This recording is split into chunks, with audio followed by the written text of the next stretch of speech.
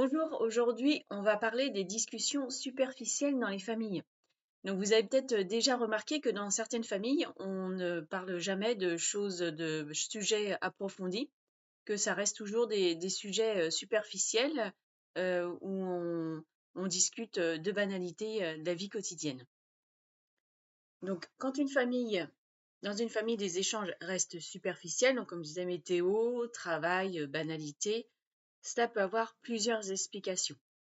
Parce que c'est pas normal de ne pas avoir de discussions profondes, de discussions engagées dans certains sujets, d'exprimer ses émotions, etc. Alors ça peut être un silence comme protection. Certaines familles ont traversé des guerres, des exils, des faillites, des deuils, des violences ou des secrets de filiation. Les non-dits deviennent un mécanisme de survie. On n'en parle pas, donc ça n'existe pas. Le silence protège la génération suivante, mais transmet quand même l'émotion comme la peur, la honte ou la culpabilité. Parce qu'en fait, même si on essaye d'omettre des événements qui se sont passés, il y a quand même au niveau des mémoires cellulaires l'information qui se transmet d'une manière ou d'une autre. Ensuite, ça peut être une loyauté invisible. Si les générations précédentes ont appris à ne pas se plaindre, ne pas exposer ses émotions ou avis personnels, ne pas montrer sa vulnérabilité, alors parler de choses profondes peut être vécu inconsciemment comme une trahison. Donc si ça s'est passé sur plusieurs générations, les nouvelles générations peuvent même éventuellement ne pas savoir pourquoi elles n'arrivent pas à avoir des discussions profondes entre les membres d'une même famille. Il peut ensuite y avoir l'interdit émotionnel. Dans certaines familles, la colère est interdite, la tristesse est minimisée ou les conflits sont évités. On développe alors une communication plate, sans affect apparent. Comme ça, si on discute de banalités du quotidien, il n'y a pas de risque d'avoir des conflits ou de déterrer des choses qui ne sont pas très agréables à dire. Vient ensuite le secret transgénérationnel. Un secret comme par exemple un enfant caché, un abus, une collaboration, une faillite peut créer un climat diffus. Des tensions sans explication, des sensations de distance entre les membres de la famille ou des difficultés à parler vrai. Même sans connaître le secret, les descendants en perçoivent l'empreinte. Donc là aussi, la mémoire émotionnelle et la mémoire cellulaire va jouer son rôle, va quand même transmettre des informations.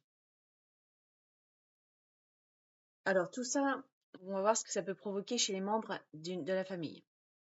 Donc grandir dans une famille où on n'a que des discussions superficielles peut entraîner des difficultés à identifier ses émotions. Quand on n'est pas habitué à exprimer ses émotions, après on ne sait plus quelles émotions on ressent exactement. Une peur de déranger, donc si personne ne parle jamais de ses problèmes, du coup s'il y en a un qui a un problème, il va éviter avant d'en parler. Un sentiment de solitude affective, une impression de ne pas vraiment connaître ses proches, soit un besoin de relations profondes ou au contraire l'évitement de l'intimité. Donc il y a des gens qui vont préférer rester dans la solitude, comme ça au moins ils ne risquent pas de déterrer des secrets ou des non-dits. Et il y a des gens qui vont plutôt être dans le besoin de recherche de relations profondes qu'ils n'arrivent pas à trouver avec leur famille. Donc si vous voulez travailler sur votre arbre, donc il y a des questions à poser ou alors à se poser. Donc je vais vous les dire, vous pouvez les noter si vous voulez. De quoi ou de quel sujet ne parle-t-on jamais dans la famille? Qui est exclu du récit familial? Alors est-ce qu'il y a quelqu'un dont on parle jamais ou dont on parle très peu? Donc en général, ce sont ces personnes-là qui sont intéressantes à aller étudier. Quels événements ont été effacés? Que se passait-il dans le pays à l'époque de mes grands-parents et de mes arrière-grands-parents? Voilà, donc vous pouvez répondre vous-même à ces questions. Si vous voulez laisser vos témoignages en commentaire, n'hésitez pas à les laisser sous la vidéo.